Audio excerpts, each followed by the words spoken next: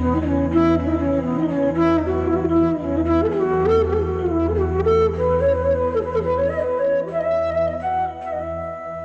we are reflecting on the Trika perspective, we are talking about return back to the world, the phenomena. When we are addressing Patanjali, we are talking about going into the deepest core of the mind to directly encounter the self-aware consciousness. The tragedy is many people consider these two separate paths.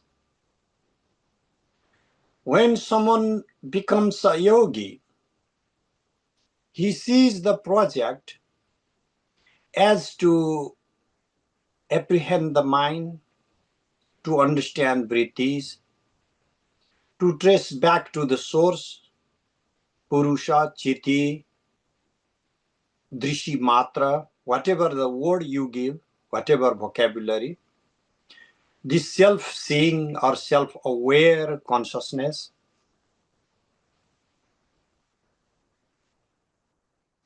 And then that is what they thought is the goal, because there is the kaivalya, separation from this amalgamation with all the binding phenomena.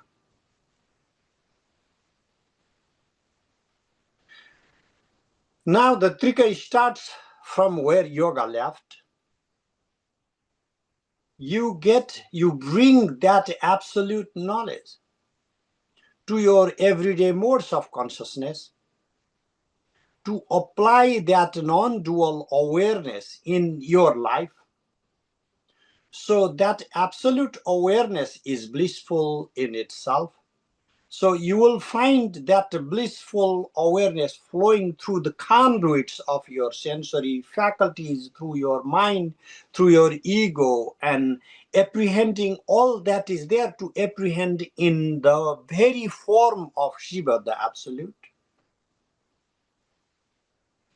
Replenishing the myriads of forms with the singularity, soaking worldly experiences with Shiva consciousness. But people who want to start Trika, God knows what they do. They appropriate whatever they imagine that absolute pure consciousness is to be and get in some type of ecstasy without actually working towards the asampragyata. What a waste. And the yogis who found their mission in asampragyata go through the journey of analyzing all the modes of consciousness and get there and try to dive deeper and deeper, not bringing that insight to live a life, to be present, to laugh, to do something for the betterment of humanity. So, from their limited, finite perspective, they may have achieved this asampragyata, but for the rest of the world, they are as good as dead.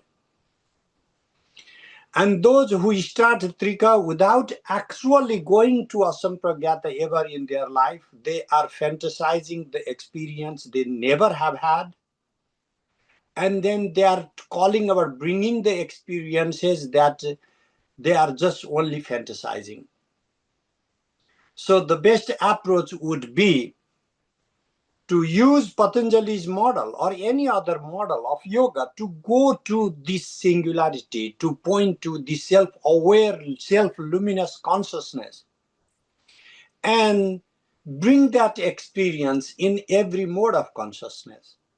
So it would be a total recognition of Trika as it is. That is why Tantra is Ati Yoga. It's a yoga beyond yoga. It's not an ordinary yoga. So this one wants to enter into this Ati Marga, this Ati Yoga, beyond the path beyond the path, the yoga beyond the yoga. One has to first have the Marga, the path, the yoga. And you can only transcend what you know. You can only go beyond the path if you have followed the path and if you have realized how far it can take you to. That is what Sarvamnaya is all about. Thank you.